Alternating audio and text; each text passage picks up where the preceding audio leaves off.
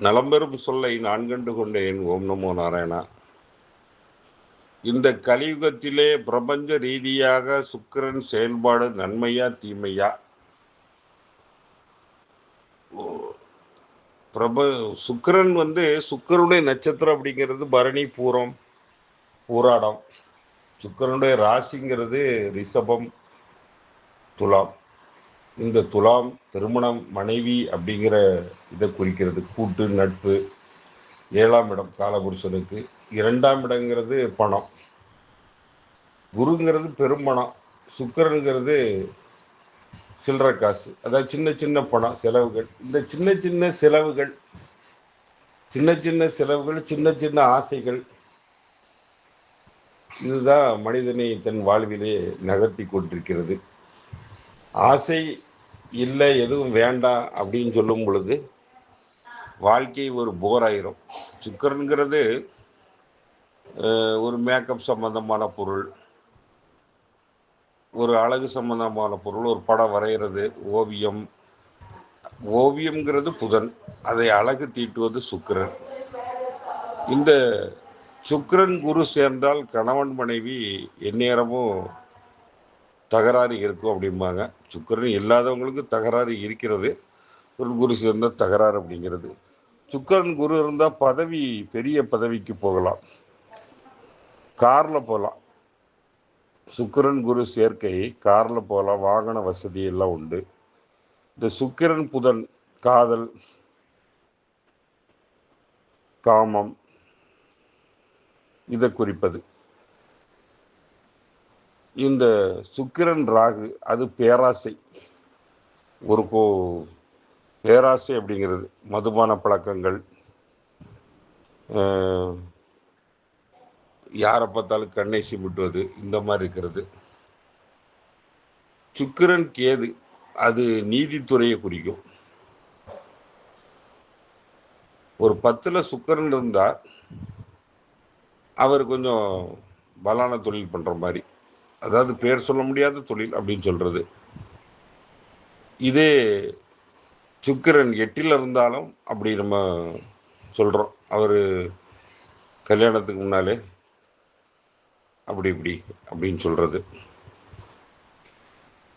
சுக்கிரன் ஆசையை தூண்டுவது. இந்த மல்டி லெவல் மார்க்கெட்டிங்க்கு மெயினாக காரணம் சுக்கிரன் தான்.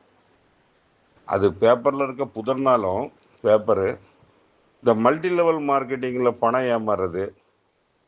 ஒரு 10 லட்ச ரூபா, ஒரு 10,000 ரூபா கொடுத்தா உனக்கு 20,000, ஒரு 1000 ரூபா வட்டி கிடைக்கும் வாரங்கிறது. 10,000 ரூபா கொடுத்தா வாரம் உனக்கு 2,000 ரூபா வட்டி கிடைக்கும், 3,000 ரூபா கிடைக்கும் அப்படின்னோன்னா பணத்தை கொடுப்பான். ஒரு 3 மாதம் கொடுப்பான், அப்புறம் பட்டை நாம சாத்துவான். இந்த ஆசை எங்கிருந்து வருகிறது? சுக்கிரன் தான் இந்த ஆசையை தூண்டுகிறது. பொதுவாகவே ஜோதிடம், ஆன்மீகம் இதுக்கும் சுக்கிரன் லாய்க்கப்படும். ஒரு குருதசை சுக்கிர புத்தி அப்படின்னா அவங்க ஜோதிடம், ஆன்மீகம் கற்றுக்க வருவாங்க. புதன் தசை சுக்கிர புத்தி. இப்படி சுக்கிரன் அவங்களுடைய ஒரு ஜாதகத்திலே என்ன சாரம் வாங்கியிருக்கிறது,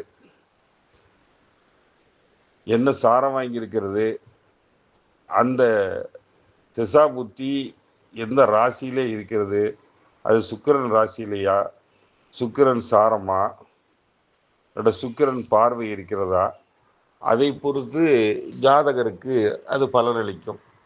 எல்லா நட்சத்திரத்துக்கும் இந்த சுக்கிரன் யோகத்தை கொடுக்குமா அப்படின்னு பார்த்தா ஒரு டவுட்டு தான். இப்போ பார்த்தீங்கன்னா மேசராசியில் அஸ்வினி, பரணி, அஸ்வினி மூலம், சிம்மத்தில் மகம், தனுசுல மூலம். கேது நட்சத்திரத்துக்கு சுக்கிரன் சின்ன வயசுலேயே வந்துடும். சுக்கிர தசை 20 வருஷம்.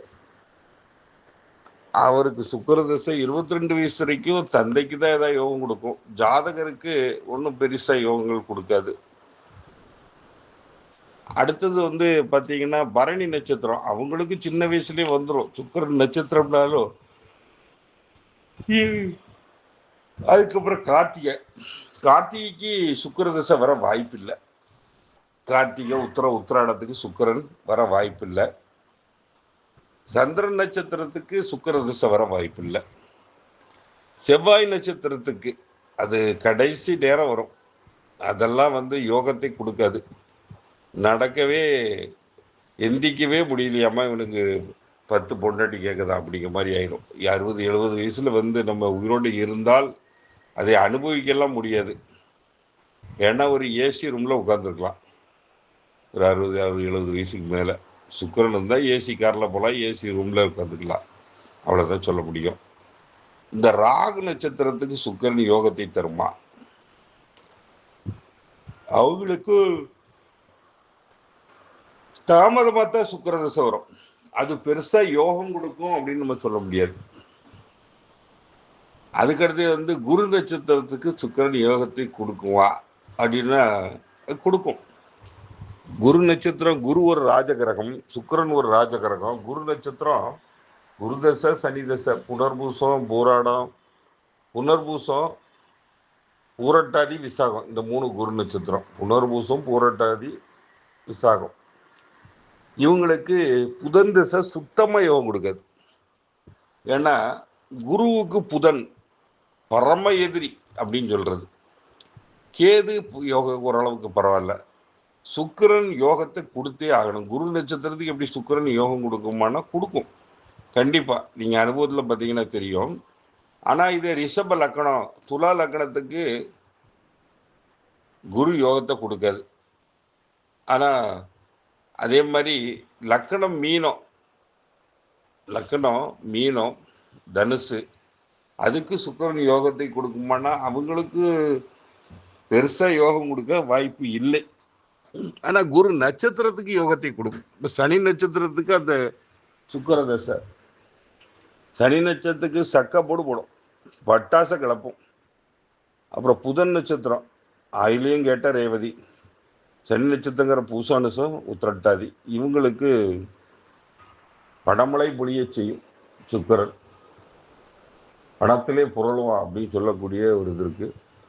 சப்போஸ் சுக்கிரன் நீசமா இருக்கு,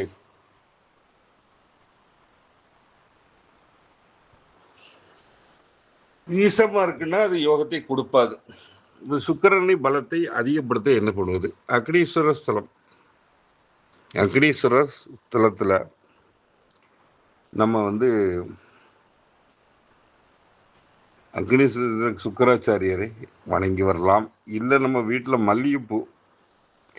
மல்லிகைப்பூ வளர்த்து அதை சாமிக்கெல்லாம் போட்டுட்டு வரலாம். இந்த சுக்கிர பலத்தை சந்தன போட்டு வைத்துக் கொள்ளலாம். ஒரு 2-3 ஸ்ப்ரே பாட்டில் வைத்து மாறி மாறி தினமும் 2-3 ஸ்ப்ரே அடித்துக் கொள்ளலாம். கலர் கலராக புட்டுக்கள் வைக்கலாம். ஒரு அலங்காரமாக இருந்தால் சுக்கிரன் அவருக்கு யோகத்தை தரும். நன்றி, வணக்கம்.